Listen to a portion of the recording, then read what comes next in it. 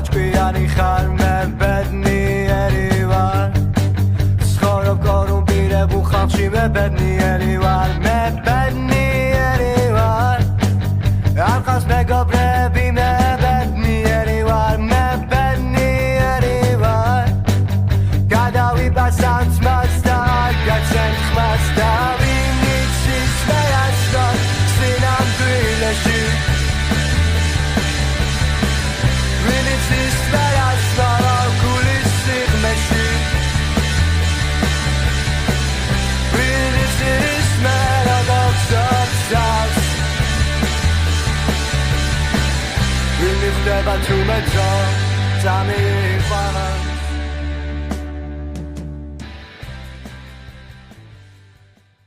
Yiannis Kokosalakis, welcome to Reimagining Soviet Georgia. Thank you so much for joining us today. Why don't you introduce yourself?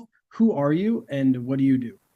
Hello, and many thanks for the invitation. I'm very happy to be here today, or to be here online with you at least. I'm Yiannis. I'm a historian of the Soviet Union, and I also imagine socialism more broadly. I am originally from Greece. I grew up there, but I've spent a lot of years, like many academics, traveling around the world, mostly Europe, actually. I did my PhD in Scotland, in Edinburgh. I also studied there for my first degree. I subsequently were in Dublin, CD, where I did some work on some aspects of my PhD research that didn't make it into the book we'll be talking about today. And I've since moved to Germany, in Bielefeld, where I'm currently employed at. So you wrote this book, this excellent book, which I read from cover to cover, and I really, really enjoyed it. And it's called Building Socialism, the Communist Party and the Making of the Soviet System, 1921 to 1941. So just for our listeners, as we start the interview, can you just give us a basic outline of your book? What is the basic idea? What were you setting out to write about? And what does it say?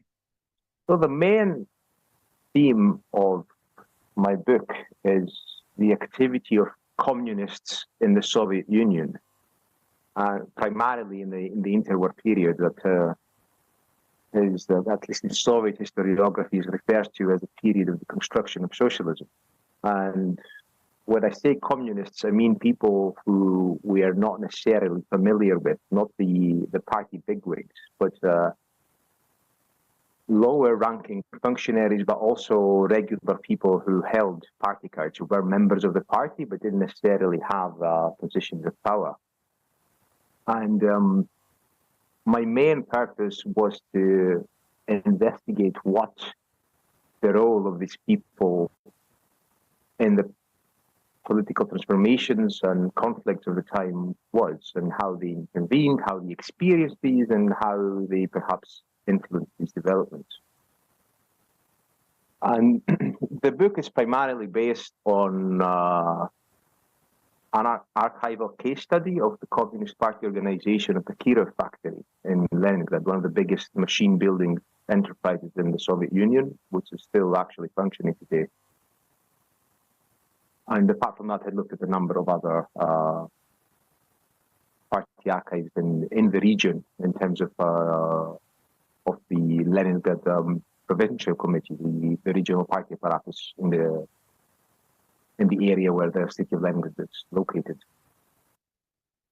So one of the things I really liked about your book is that you focus on this institution in the Soviet Union called the Primary Party Organization.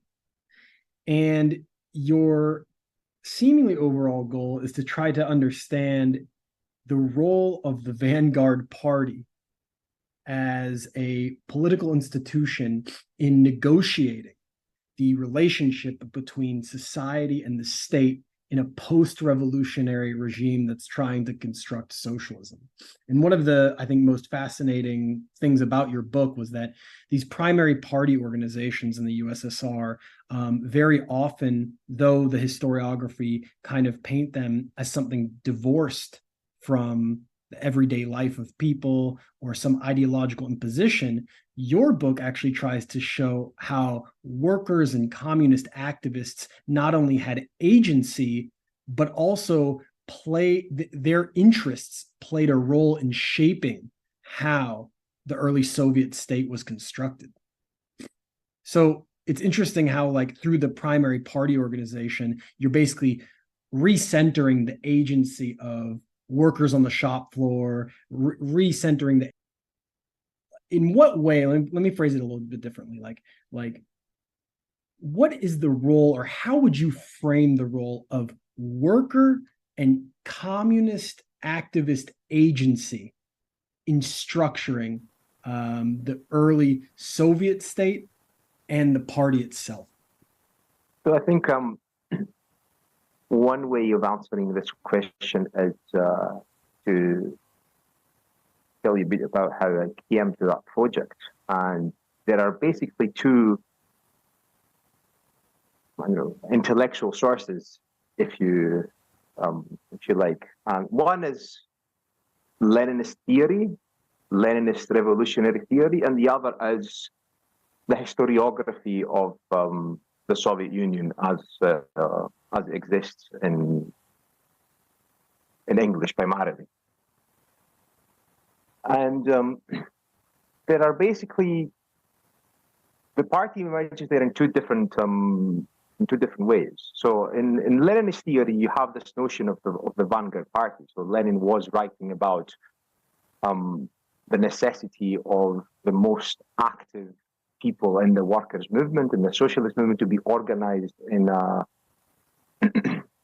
well-structured and functioning organization in order to pursue the political goals. And I think this was mostly developed in the context of a pre-revolutionary situation. So the early Second International debates, even about how socialists should pursue their socialist goals within capitalism, what it means to pursue revolutionary politics within a capitalist society. And in that regard, that was quite straightforward at the time. So you have the party, and you intervene in labor struggles and trade unions, and there are maybe some strategic debates about what you do in terms of parliamentary activity and so on. But I think it was very unclear to everyone, including Lenin and the Bolsheviks, about what the role of this organization was going to be after the revolution, after a revolution had taken place, after the state had been overthrown, state power had been overthrown. What is the role of the party? And they had really no idea about this. It wasn't really talked about. It was something that was perhaps left to a different generation even. And the first time Lenin begins to approach the subject, to broach it even, is in a short piece shortly before the October Revolution in September called "Will the Bolsheviks Be Able to Retain State Power?"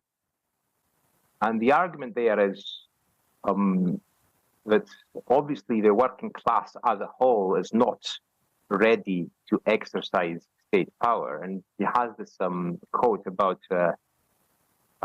not every kitchen maid being able to govern, which has bizarrely been since mistranslated as every kitchen maid is able to govern, which is exactly the opposite thing from what Lenin said.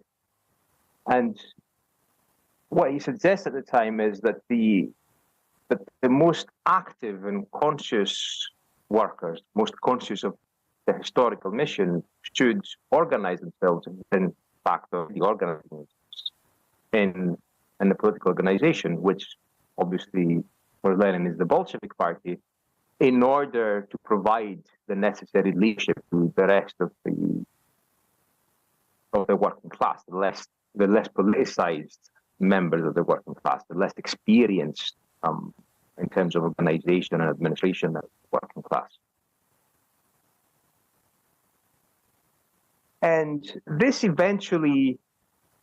this idea eventually becomes institutionalized in what we subsequently know as the leading role of the Communist Party in socialist society, which was a stipulation that made it into almost every constitution of the 20th century socialist states. So I actually wanted to see how this institutional reality was connected or reflected that original Leninist idea. So this is the one source of the project. And the other is how this was actually interpreted in the historiography of the Soviet Union. And what every student at university who picks up a book on the Soviet Union learns is that there was this massive debate in the 80s between the totalitarian school of Soviet history and the revisionist school of Soviet history. And what basically these people were arguing about was the primacy of the state or society. The totalitarianists were saying that essentially, for analytical purposes, the power of the state was boundless because it was a dictatorial state. There was a political monopoly of the Communist Party because there was a political police, a terror apparatus. The state could do whatever it liked. The revisionists, on the other hand, were saying that this is fantasy. This is not how a real political development works. So we need to look at social structures. We need to look at social habits, at social mentalities, and we need to investigate how the strategies of the state impact those social realities and are transformed in their implementation by the social realities.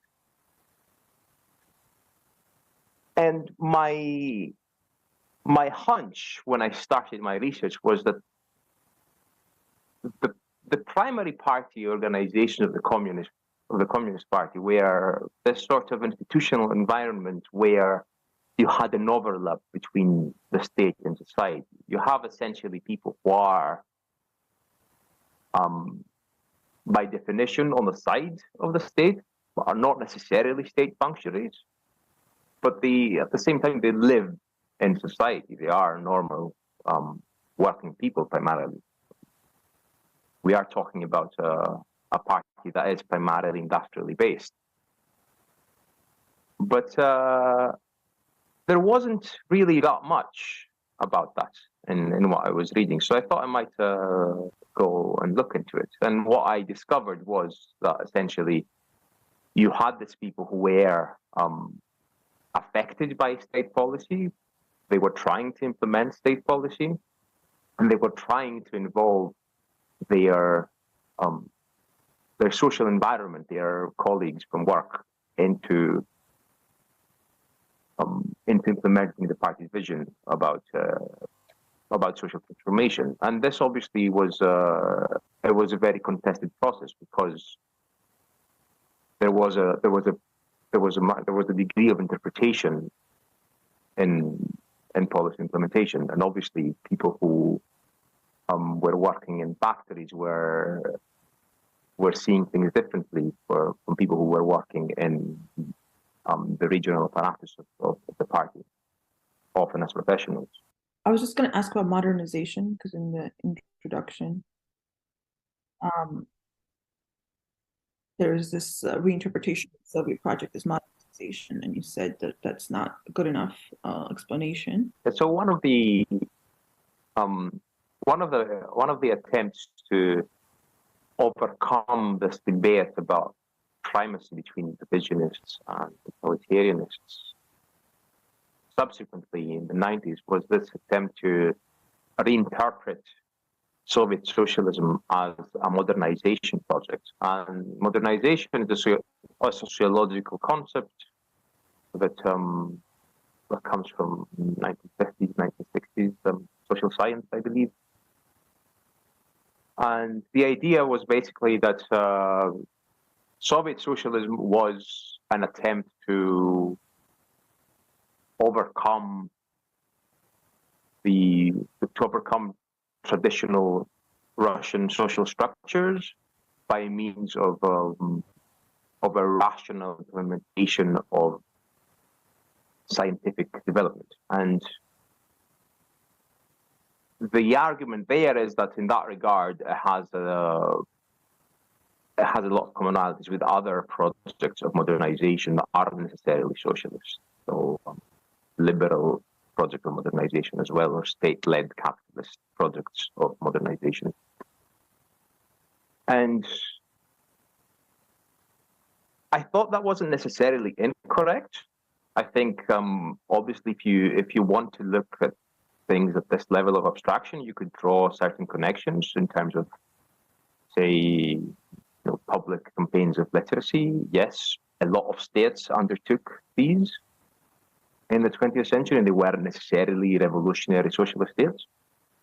But I think that what was interesting about the Soviet Union, what was specific about the Soviet Union, is that they were trying to do this while at the same time, on the one hand, building an economy that wasn't capitalist, that wasn't driven by commodity production, that was planned for need. And at least in theory, that was the political economy they were aiming for. But also in terms of creating a new system of political administration that was predicated on involving as many people as possible in the actual implementation of policy, in the real day-to-day making policy work. So not just in terms of consultation, of finding out what people thought and what was popular or not, but on actually delegating administrative power and diffusing it through society as much as possible. And this, I think this has a lot to do with this Marxist communist vision of the notion of the withering away of the state. So it's not a matter of administration going away. It's a matter of administration being as publicly shared as possible. This question of modernization brings up a point about your book that I really liked, which was that you make an effort to understand the Soviet Union on its own terms and almost directly critique the idea that there needs to be sort of like sociological theories imported to make sense of it. And the reason that you say that is because when you look at something like the party or the primary party organization, that these institutions are something unique in and of themselves that maybe certain sociological theories like can't fully explain. And I thought that was like a very refreshing kind of like approach to trying to make sense of the Soviet Union on its own terms. And that, of course, brings up this component of your book that is also really interesting, is like the role of ideology in managing the development of socialism, because you basically go into an explanation of how these primary party organizations or even splits within the party are totally dependent on ensuring that this Marxist-Leninist ideology is playing a political role in structuring how production processes happen, in structuring how people are engaging with the building of socialism. Yet the splits that end up emerging are not on the question of ideology. For example, when the left opposition emerges or the right opposition emerges, you explain those splits as being the product of economic pressures, like the implementation of the first 5-year plan, or the implementation of or the contradictions from the new economic policy. So you make this. So I say all this to say that you make this like outline where there's actually a lot of ideological unanimity at the level of the party, because people like Trotsky or Zinoviev or Bukharin or Lenin or Stalin or whomever have general agreement on Marxism, Leninism, and the party's role in society, but that the splits that were interpreted in the 20th century through an ideological lens in the West are in reality actually these negotiations over the material and economic contradictions of industrialization and development. I think, I think that's a fine way of putting it. I don't want to make a simplistic economistic argument to say that these political splits reflect these economic realities, but it's definitely the case, in my mind at least, that these people, the major party factions in the 1920s at least, they are in broad agreement in terms of what they want to achieve, and that is primarily industrialization in the 1920s. But they're not sure how they're going to achieve it, while at the same time maintaining their alliance with their political base. And I think ideas work. They work differently at different levels of organization. So obviously, when you have professional politicians who are also intellectuals, they are going to be thinking a lot more deeply about the implications of certain ideas, perhaps even overthinking them and maybe inventing political differences where there are none. But it's definitely the case that the only way these policy differences, I'm not going to say political differences, but I think policy differences is a better way of putting it in terms of actually practical ways of getting to a commonly agreed goal. The only way of getting this policy differences to produce political results is by relating them to the rank and file of the party in a way that speaks directly to their economic concerns. And that is primarily the question of industrialization in the 1920s. And everyone is in agreement about this. There is absolutely no one saying that maybe we don't really need industry. Even if you take the sort of more rightist positions associated with Karin and Tomsky and these folks, what they're saying is that basically we can't achieve a leap in industrialization. We need to keep this slow pace. Otherwise, we are going to derail our purpose. It's not something about not pursuing the purpose. It's about pursuing it in a different way.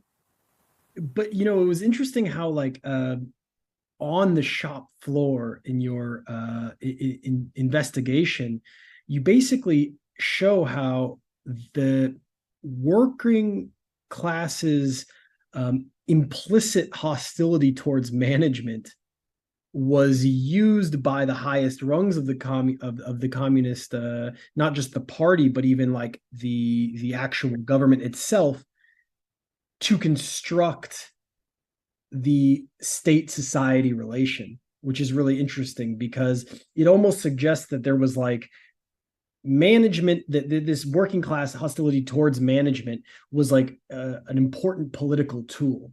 So maybe could you just talk a little bit about that? What role did this working class shop floor antagonism towards management, what role did that play in the development of both the party and the society itself? Well, in terms of the opposition, I think it's very easy to see what was going on there. You can mobilize support for your own political platform by pointing to the current government supporting management and the factory administrations, and saying these people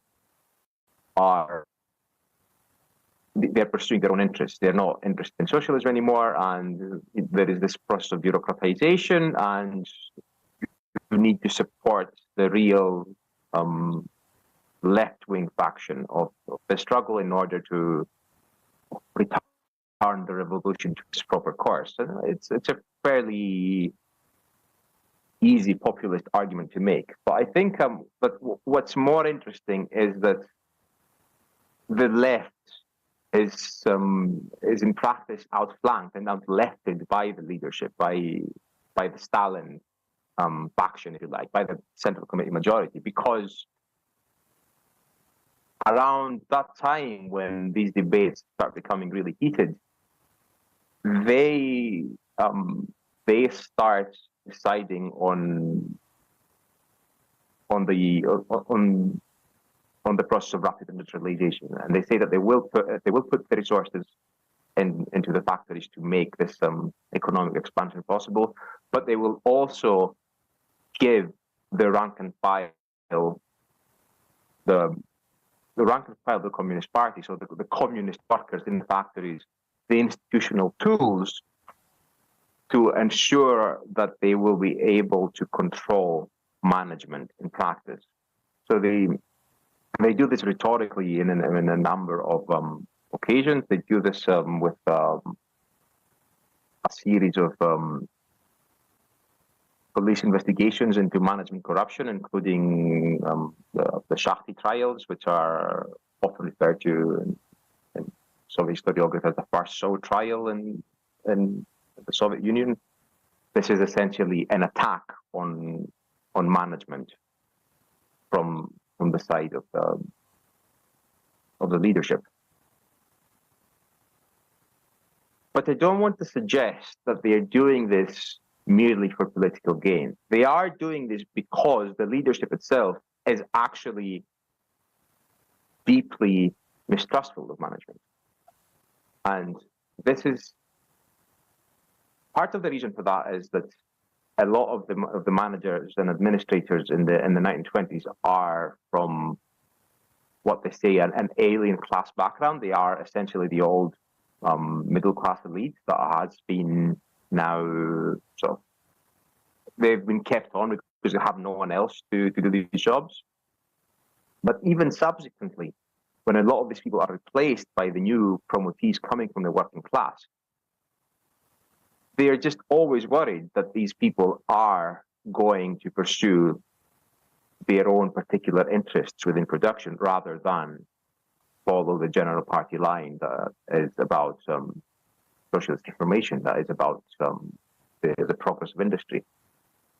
So for them, for the leadership, the party rank and file is an institutional tool of control of the state apparatus, but its development is also a major ideological goal. They're doing this because they believe that as much power as possible should be diffused throughout the state apparatus into society.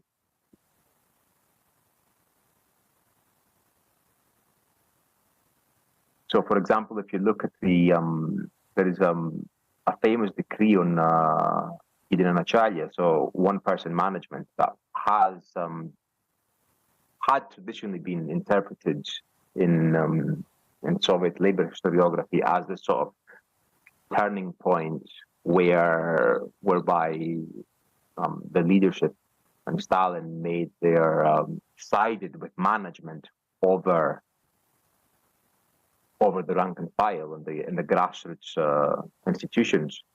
And basically what this decree does is essentially it makes management responsible for any sort of failure, while at the same time encouraging party intervention into aspects of the production process.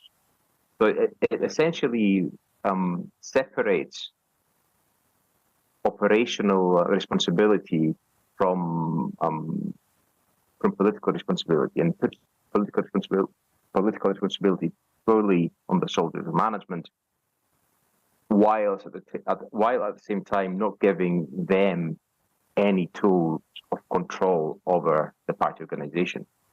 So it creates this sort of permanent conflict, institutional conflict on the factory floor between the primary party organization as a mass institution and management as a more narrow, more technical administrative bureaucracy. And obviously these two are connected because usually the top managers will be members of the organization. But the organization will always retain the upper hand in this relationship. That's such an excellent point. So how do you connect this with sort of this charge, that there were no unions anymore, right? So like this, or the unions were sort of social cohesion mechanism. How do you sort of connect this with that? And what I mean by unions, like independent or antagonistic unions. Of course, these also don't really exist in capitalism either, but still, how do you sort of reconcile it, or have you thought about it? Well, I've thought about it a bit. I think the function of the trade unions is still different, and it needs a separate investigation because they are also this fascinating organization. They are part of this the structure of the party triangle, as it was called, the factory triangle, as it was called, which is basically the union organization, management, and the party organization. And all these three were connected in sort of managing the labor process and the social relations in the factory. And what the unions essentially did is that they were no longer antagonistic. They were not striking unions, but they were involved in labor disputes, and they were essentially their remit was to sort of prevent the escalation of labor disputes in a way that would derail the production process. And they usually did that by siding with the workers rather than management. This is one aspect of my answer. But the other issue, I think, is that the party organization was just such a powerful political institution that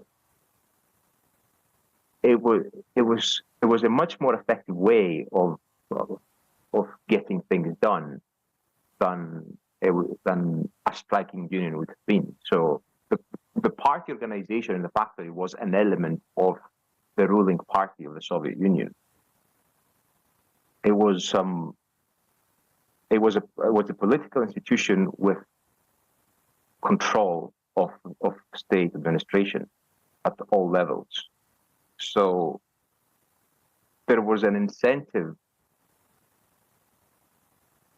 for workers to join the party and be active in the political process managed by the primary party organizations, because this was what would give them the upper hand in any in any sort of labor management disputes.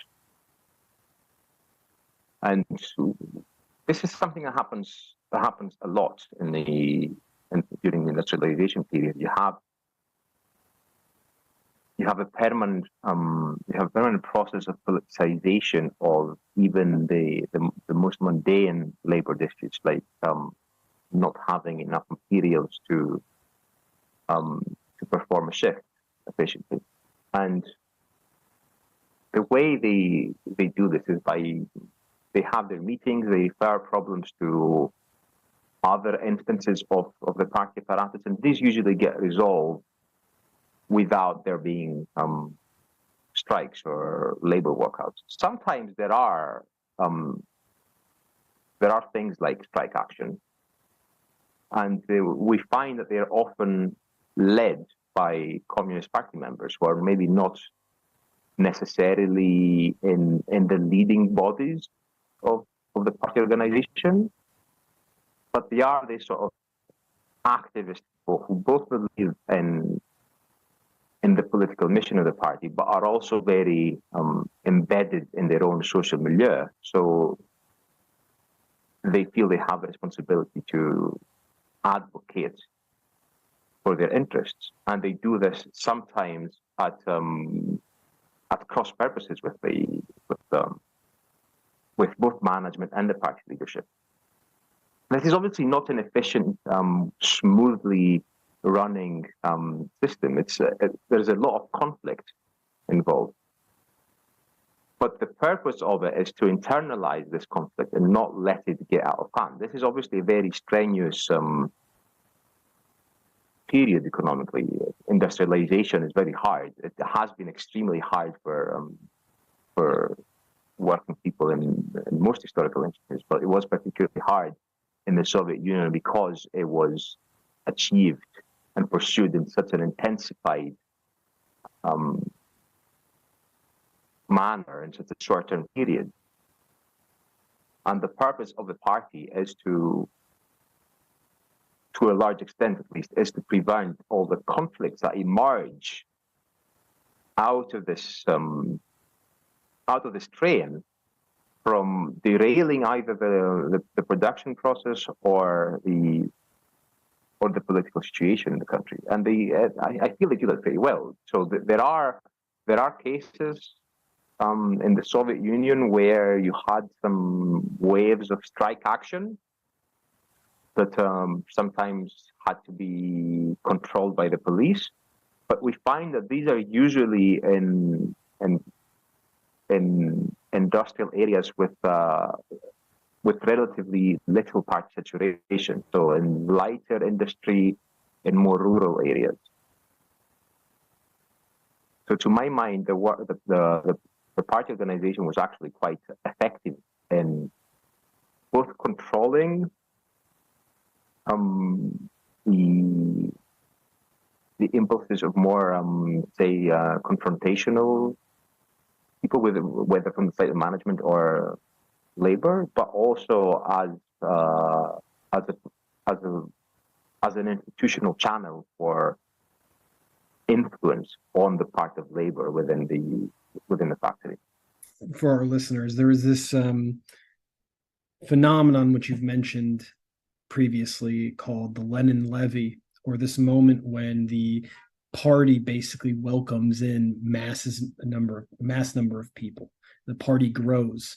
And my understanding, and correct me if I'm wrong, but my understanding is that there's this shift from the party imagined as something smaller of very, very not specialized individuals and committed individuals, but there's a sort of way where the party, the bounds of what constitutes the party expands.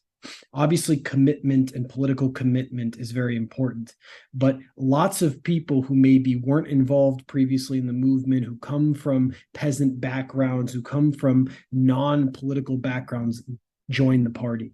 And so for the sake of like understanding the development of this institution that you study, the party and the primary party organizations, how does this expansion of the party to become a mass participatory institution change it?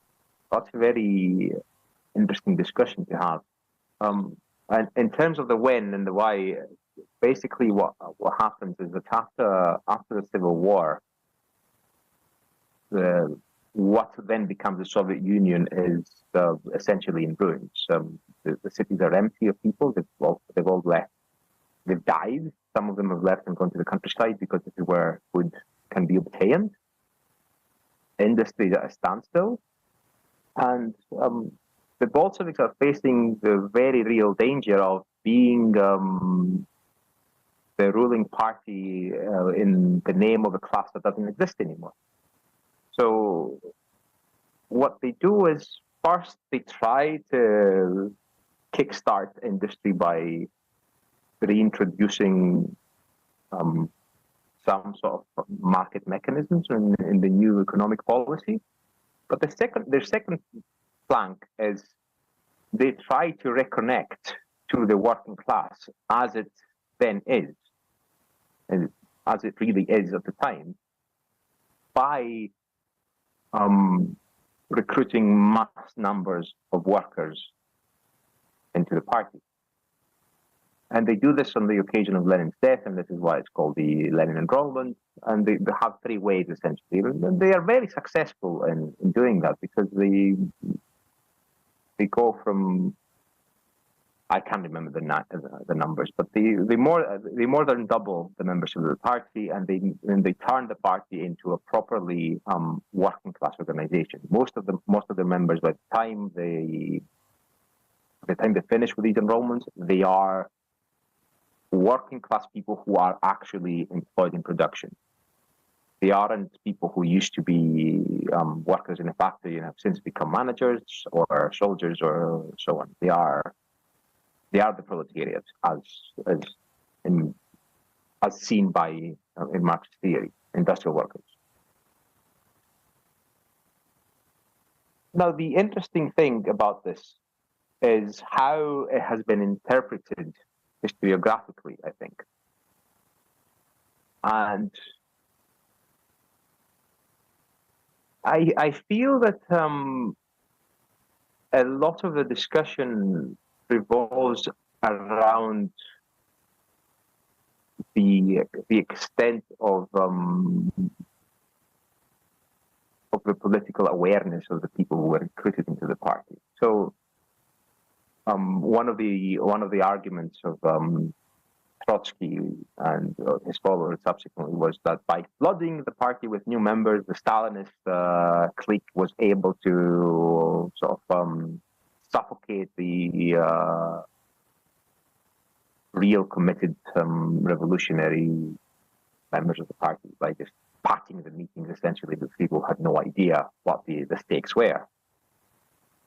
And I feel like this interpretation has also had some resonance with non-Marxist takes on Soviet history. There was a recent book, 2017, I think, by, I can't remember, I think the surname was McAdams. It's called The Vanguard of the Revolution, A Global History of the Communist Party. And it's one of the arguments that are made there is basically that the party died as a political organization during that time, because from being a space for political debate and intellectual exchange, it became an institution for administration. And it seems to me that this is a very wrong way of looking at this issue, because if socialism is a political project that is implementable, then it has to have real political institutions. It has to be,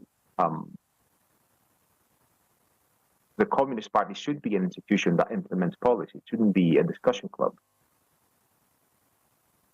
And it seems to me that this idea of the party being suffocated by inexperienced political workers, it comes from an idea of the Communist Party as a discussion club, which to a large extent, not particularly the Bolsheviks from 1905 onwards, but other socialist organizations were. And obviously, if you are a socialist intellectual and your primary political engagement is theoretical discussion of political programs and their fine details, then it is possible that you will find this transformation very alienating.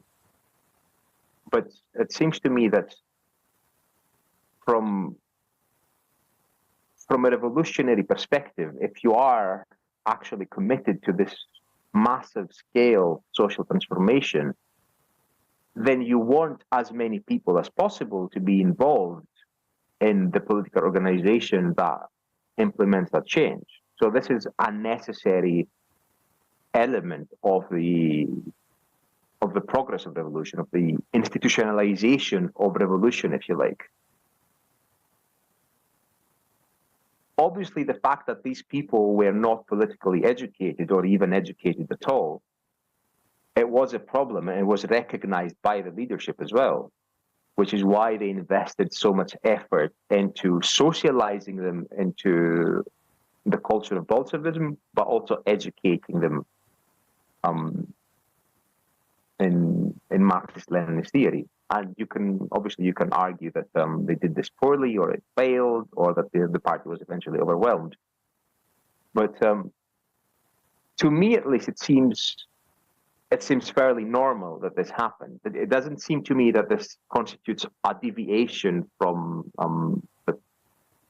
the natural progress of revolution, if you like. A revolution in the conditions of the Russian Empire was bound to lead to that, and it wasn't less revolutionary for that reason, is what I'm trying to say. Obviously, you can argue that this shows that actually revolutions don't lead anywhere, but I don't think you can argue that this indicates a deviation from the revolutionary project. This leads nicely to the next question I wanted to ask you, which was that, very often in historiography of the Soviet Union and among the left as well, there is emphasis that is put on the end of Lenin's life and the emergence of Stalin, and this kind of split or break from the intention, the revolutionary essence or goals of 1917. And so at the same time, of course, some people then try on the opposite side to talk about the emergence of Stalin as this pre or consequence of 1917 and revolution and Marxism in negative light. And both of these, of course, miss many details and nuance of actually what was going on in the Soviet system. But one of the questions I had was, through your close,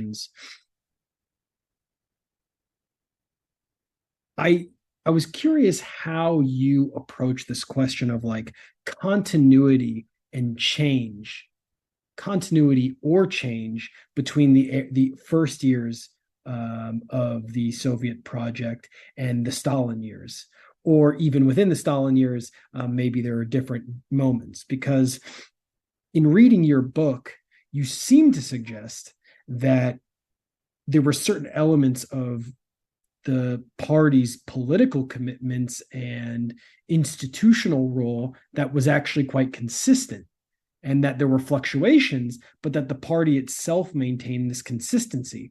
So I'm curious, like, what then is the implication for understanding the Soviet Union in the change from the Lenin years to the Stalin years, when the party is the subject of interrogation and investigation? I think in any study of history, there's going to be continuities and changes, and you need to be sensitive to what the relative degree of each is. To my mind, at least, I don't think there is a serious political break between Leninism and Stalinism, as implemented at least in practice, in Soviet practice in the 1920s and 1930s. What changes are the conditions. Some of which are changes that are brought about by policy initiatives of the Communist Party. But I don't think there is any serious change in terms of purpose and the broad sense of what the available tools of achieving that purpose are. And if you look at the party again, then basically the idea is that the leadership has to lead. The most advanced, as the term they used at the time was, the most advanced members of the working class need to show the way. And that means basically people who are experienced in administration, they should be administrators, and they should train other people to be administrators. And that doesn't really change after 1924. It's the same. What happens is that you need more administrators as the economy grows, You need more administrators as the state takes a more active economic role. You need more administrators as you start building a more powerful military to prepare against the possibility of war. And but I don't think that Lenin had a substantially different view on these aspects than Stalin or any other member of the leadership. I don't think Trotsky did either.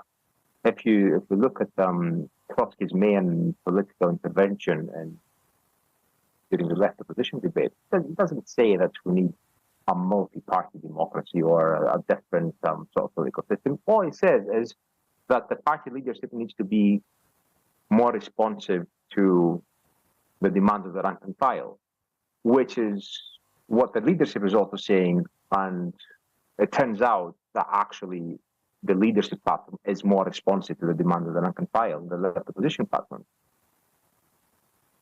So I don't think there's much to separate the two periods in that regard from a political point of view. There are massive social changes that happen in the Soviet Union after Lenin dies that Lenin could probably have not conceived, because the industrialization is a massive change. You have cities doubling in population. But in terms of the broad shape of policy, I don't think there is a serious difference. And again, I think there are valid arguments to be made against the political project as such, but it seems to me very wrong-headed to suggest that the political project of socialism can be somehow completely separated from the Soviet Union in the 1920s and 30s. It seems to me a very strange position. The local agency when it came to so-called repression, maybe you can discuss that a little bit, because it seems like the way it's always painted is there was this unified, top-down, repressive sort of directives. Maybe you can address that. We've had others that address this in different ways, but I know you mentioned this, and it's the same people that were on the local ground were profiling some of these people that are problematic, and so you get to sort of trust their own. Obviously, the question of political violence in the Russian Revolution and the Soviet Union is both very important and very vexed, because there was a lot of it. There's no reason to deny that. That would be completely silly. But I think it's also a bit counterintuitive, because obviously the question of violence is very closely connected to the question of the state. State power is, to a large extent, the ability to exercise violence. And there is certainly a sense in which political violence in the Soviet Union is targeted and planned. There is a political police, and the political leadership does have the ability to order political violence against its opponent if it so desires. But it's very simplistic to look at it this way, because what we find is that both the demand and the actual and the targets of political violence are in a way produced by the masses in the Soviet Union. And in a way, the more attempts with democratic reforms that the Soviet Union makes during that time, the more violence you get. Because it seemed, to me at least, that there was a pervasive belief in enemies in the Soviet Union at the time that was shared by the population. And such enemies could be the more conspiratorial image of the sort of agent, the saboteur, but also people who came from different social backgrounds, or who were corrupt, or who tried to use their positions to their own benefits at the expense of other people. And these people were perceived as political enemies in the Soviet Union. And in the context of very, both real but also somehow inflated security concerns, these social conflicts could often take a violent character. And if you go back to what we were discussing before about the labor management relation, we have instances of rank and file communists denouncing managerial personnel, whether foremen or higher up managers, as enemies to the authorities or threatening to do so. And I think the fact that rank and file workers can credibly threaten their bosses with state violence is an extremely interesting trait of the Soviet political system at the time. This is what shows, I think, the extent of the revolutionary nature of the Soviet political system at the time. It was a political system where hierarchies were very very fluid, and they were changing all the time. And just because some people were in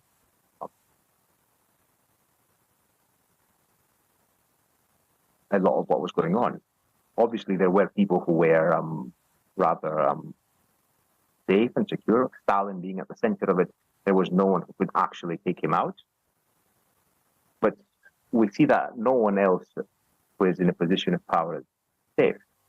And this is to a large extent a result of the state apparatus being very responsive to the real and present fears of society. To put this in a simpler and slightly more provocative way, as more democracy isn't necessarily good in all cases. Democratizing violence will usually lead to more violence. But the question becomes how to control this input. Yeah, it was. We had an interview with Ronald Stunney in his book, Stalin, the Caucasian, revolutionaries. It was almost always the people themselves were way more violent than the party, and so the party had to rein them in because they wanted to do avenge killings all the time. And so you had times when, the Social Democrats were like, killing is bad, so to try to rein in. Sometimes they can't control the people. Sometimes they don't want to. Sometimes, obviously, there will be people who cynically exploit these dynamics for their own political advantage. Recently teaching on political violence in the Soviet Union, and I used a text by Archie Getty, and I remember there's a phrase in it that's actually, I think, very apt. And what it says is that neither Lenin nor Stalin created popular violence. They sided with it, but it was already there. So in a sense, these are political leaders responding to a demand, a political demand that is surging from the ground up. You can argue that they should have responded in a different way. They should have maybe taken a hard line against political violence. But this is again a different question. It's not a question of them creating the situation. Your book, your study, is what some call a micro history, in that you are focusing on something very specific, the Kirov factory in Leningrad and the primary party organizations there. But what's interesting is that through this very, very pointed study of a specific institution in a specific place, you're able to kind of develop or add something to the broader conversations about the nature of the Soviet Union. So in approaching Soviet history, what do you think is the utility for those of us who are interested in Soviet history in approaching it through these very specific micro examples, through doing this micro history? How does this help us understand the Soviet system or sort of elements of Soviet history in a bigger sense? I don't want to say popular because sometimes that seems a bit dismissive, but the non-specialist interest in Soviet history is often fairly it's fairly sociological, I would say. It's very broad strokes. So especially when you're looking at some Marxist perspectives on Soviet history, these will be things like there was a revolution in a backward society, and then eventually it developed into this system of state capitalism, bureaucratic collectivism, deformed worker state, and so on and so forth. And I think I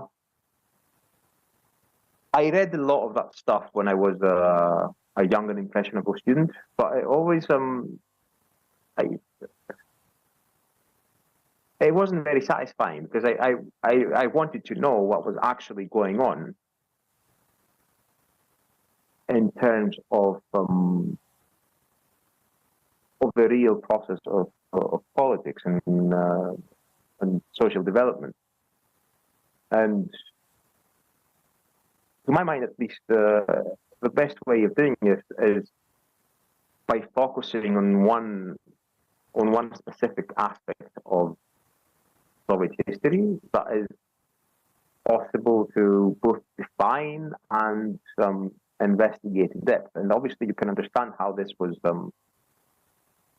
potentially different from other parts of the Soviet Union, both because we do have the numbers. We know that not all areas were so industrialized. We know that not all workplaces were so deeply saturated with party members. We know that there were areas of industry that were where women were more prominent than men in terms of the workforce. There are all these different aspects that one needs to consider. But I think by looking at by looking at this very empirically, you get an idea of what this particular political project meant in a very specific context. And then you can correct for the ways in which it would have been different by looking at how other places were different in terms of their sociological markers. Ideally, you want more people to go out there and do empirical research on very concrete aspects of Soviet socialism. You want people to go and look at the Communist Party organizations in Georgia, for example, or in collective farms, or in rural Georgia, which is different from rural Russia, it being a more mountainous place, and so on. There are many ways in which you can concretize this even further. But I think the reason I chose this particular topic was that it seemed to me that the Kira factory in the Leningrad region, where they provided the ideal conditions for the implementation of a Marxist political project as it was conceived in the early 20th century. This was a very highly industrialized area. It was the most technologically advanced factory in the Soviet Union. Kiev was essentially the Silicon Valley of the Soviet Union at the time. It was the cutting edge. You had a very strong revolutionary tradition. You have a tradition of workers being involved in politics and caring about the commons. So if you're going to look at this political project that is all about transforming society through the working class and in the image of the working class, then this is something very interesting to look at, I think. But you should always, I think, keep in mind that this is a very concrete example. It's not necessarily applicable to what the Soviet Union was or how it was functioning throughout its history. I liked this part of your book where you discussed how they tried to implement educational projects in the factories and how there was like mixed results. And again, I know I'm not saying this is some kind of reductive economist argument, but I'm saying that as there are tensions around trying to figure out how to implement these educational projects overseen by the party, there are limits to the capacity of workers to actually implement and study, right? Time, pressures from industrialization. But then at the same time, so that was like one piece that I found really interesting, the kind of like limits and the way that workers were forced based on their circumstances to negotiate the implementation of party directives in terms of education regarding. But then at the same time, when the purges emerge in different moments, and workers are in positions where they have to negotiate what constitutes a good communist or not. You talk about different instances, right? Where they're like, and again, it's not universal, but one instance, of course, that you discussed was a situation where workers are basically articulating a good communist, not in terms of their ideological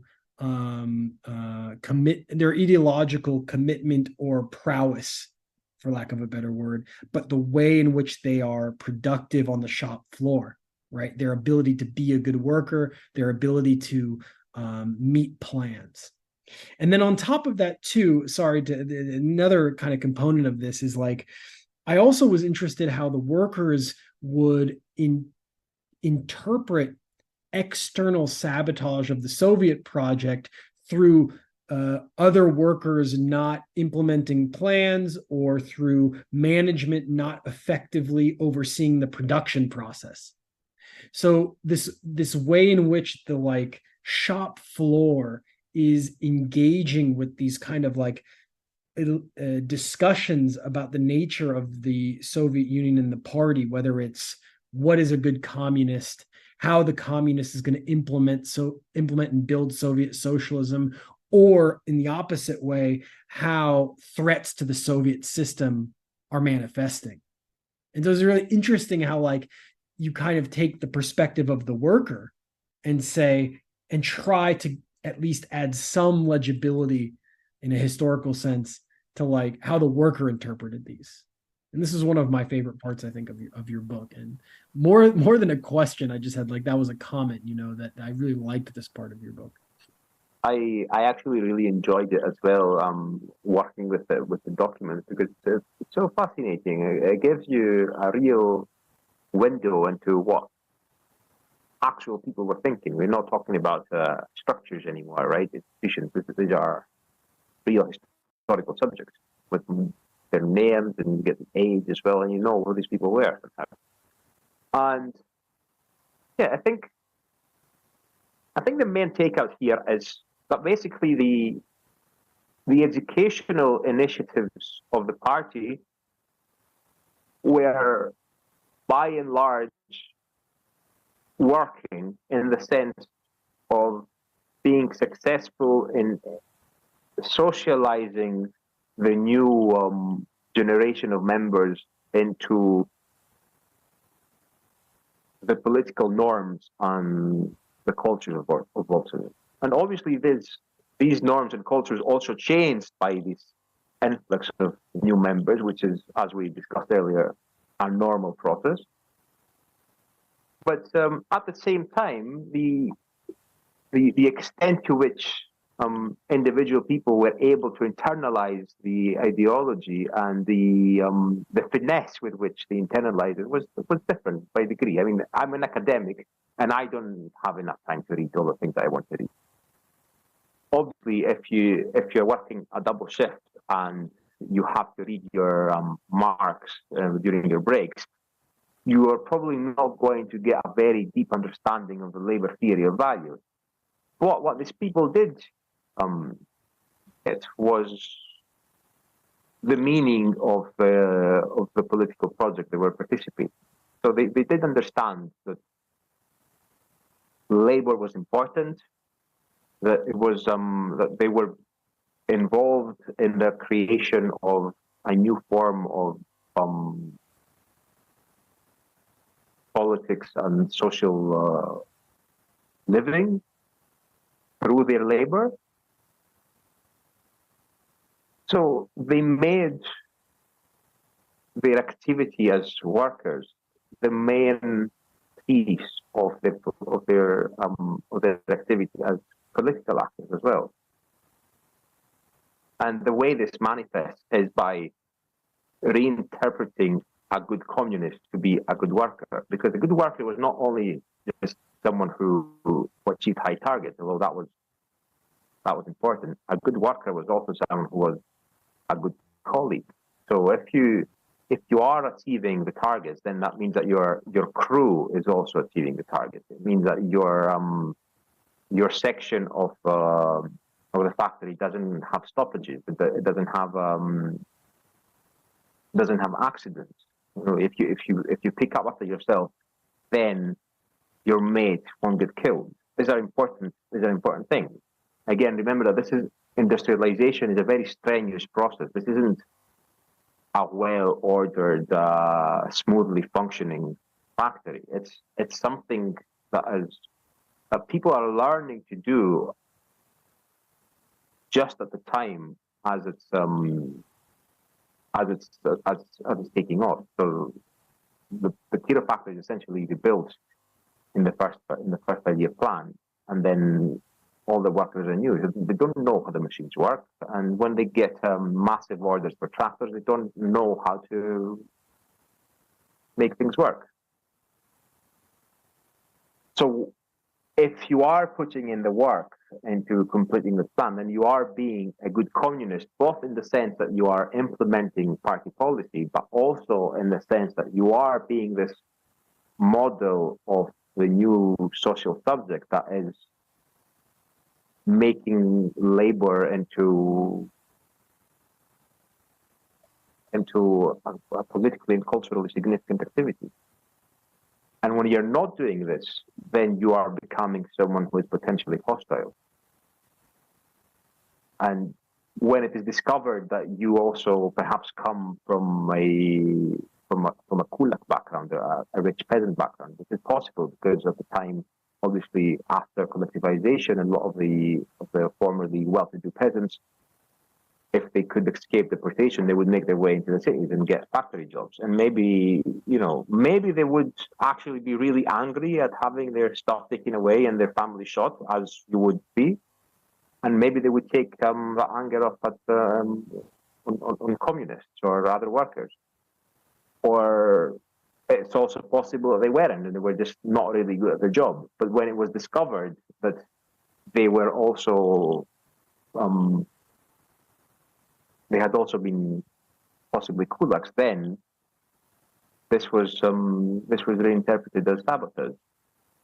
But there is I remember very vividly reading a document at the purging meeting, and there's this guy who was speaking about the conditions in the factory, and he says, deliberately or not, our plans are being sabotaged.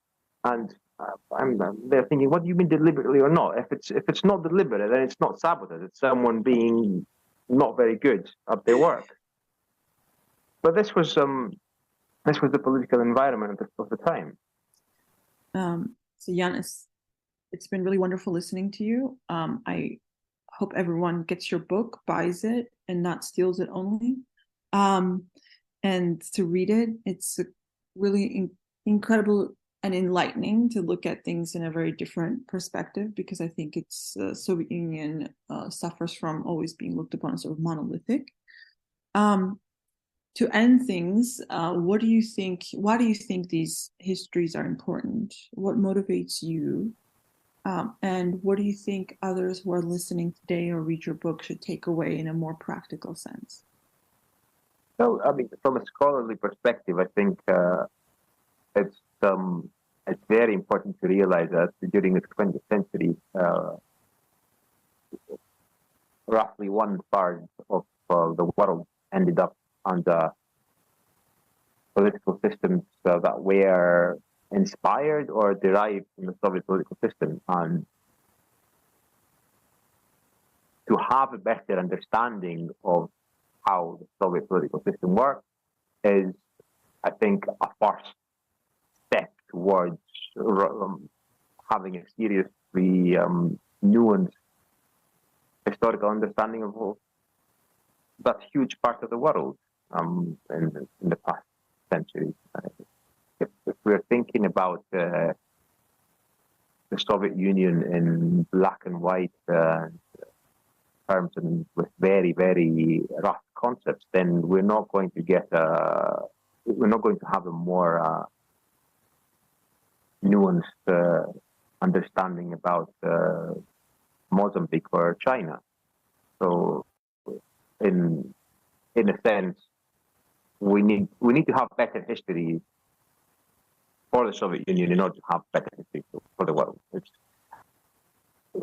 socialism, real socialism, state socialism, if you like, government by communist parties and their allies, was a major part of the historical experience of the 20th century. It's not an exotic niche subject. And obviously still there are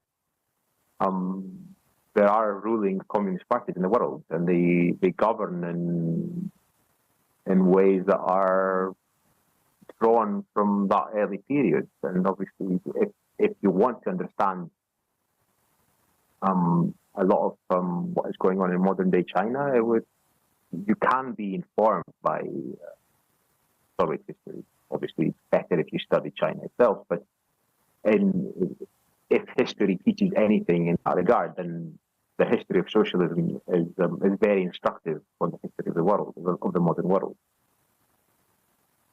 Now, in terms of more political interests, I think if anyone is interested in socialist politics, in politics derived from the labor movement, I don't think it's possible to circumvent the Soviet Union. It's such a major part of historical socialism that, to my mind at least, it would be both impossible and extremely wrong-headed to disregard. Because if the Soviet Union is not part of socialism, then socialism isn't really a thing in the 20th century. It remains that notion in the realm of ideas, which obviously it might be interesting for some, but I don't see how it would be politically relevant at all. Even if you disagree with almost everything that happened in the Soviet Union, you need to have a fairly good understanding of how it functioned in order to articulate that disagreement.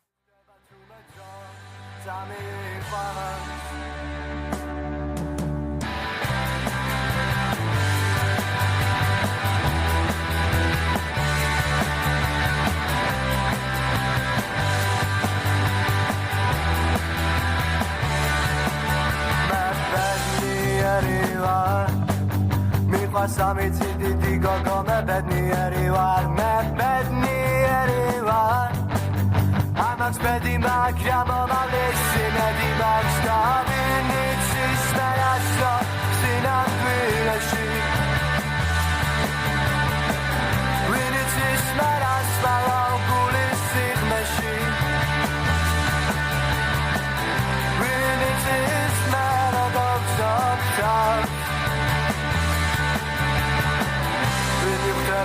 metro zamiechać.